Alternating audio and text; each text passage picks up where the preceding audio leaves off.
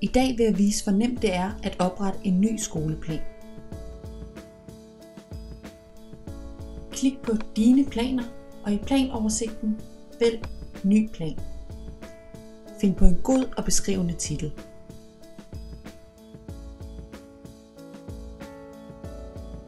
Indsæt et tal for klassetrin.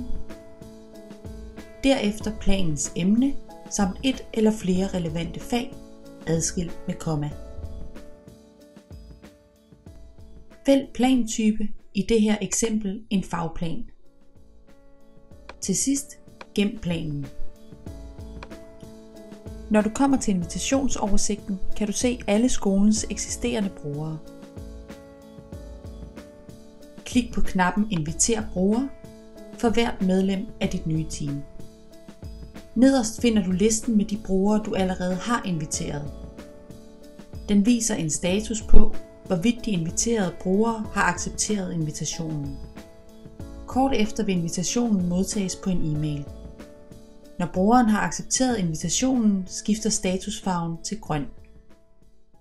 Hvis du ikke kan finde den ønskede bruger på listen, kan du invitere brugeren dels ind i systemet og samtidig med på planen. Når den pågældende bruger logger ind første gang, vil den nye plan vises øverst i planoversigten. Så nemt er det at lave skoleplaner.